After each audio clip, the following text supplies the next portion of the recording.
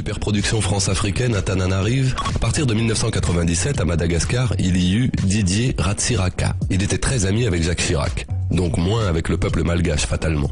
Si bien qu'en 2002, après 5 années de règne, le Ratsiraka se fit déposer par un certain Marc Ravalomanana. Celui-là, Chirac a jamais pu le piffrer, un peu comme Laurent Gbagbo l'ivoirien. Pourquoi les présidents français aiment-ils aussi peu les dirigeants africains aimés par leur peuple? Depuis 2002, l'ancienne métropole attendait la chute de Ravalomanana. Même le changement de président en France n'y a rien fait. Le mollah Nicolas ne l'aimait pas plus que Chirac. Vous la voyez, la quenelle diplomatico-politique? Je traduis en langage Quai d'Orsay. La France attendait qu'émerge, naturellement, de la classe politique malgache un nouveau dirigeant, plus capable, plus ambitieux, mieux disposé à l'égard de Paris surtout. Les Français ont fini par se rabattre sur le premier disque jockey venu. Ah oui, c'est sa seule formation politique, DJ, au nouvel homme fort de Tananarive, adoubé par Paris, Andry Rajoelina.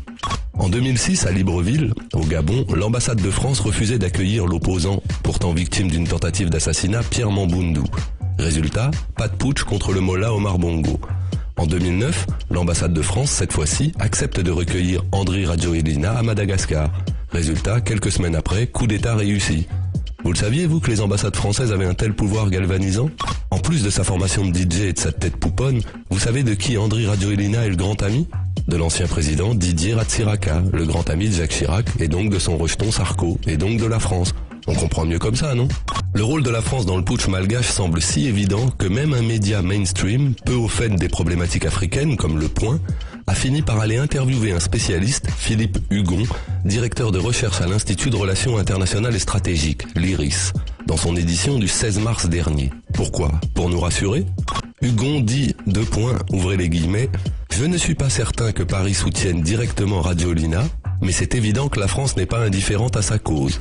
La semaine dernière, le maire déchu de la capitale a trouvé refuge quelques jours à l'ambassade de France sous la pression de l'ONU. Et mi-février, le secrétaire d'État français à la coopération Alain Joyandet s'est déplacé en personne sur la Grande Île et y a rencontré le président et le maire déchu de la capitale.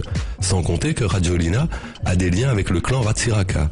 Or, la France a longtemps soutenu l'ancien président Didier Ratsiraka contre Marc Ravalomanana. Cela donne une image plutôt négative de la France à Madagascar.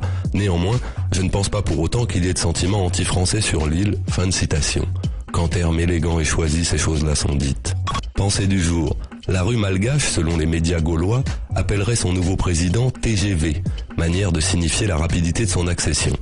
Selon nos infos à nous, ce n'est pas TGV, le sobriquet dont la jeunesse malgache a affublé son nouveau leader, Andry Rajoelina. On l'appelle déjà là-bas Angelina Jolie, ce qui n'est pas gentil, mais qui est très drôle.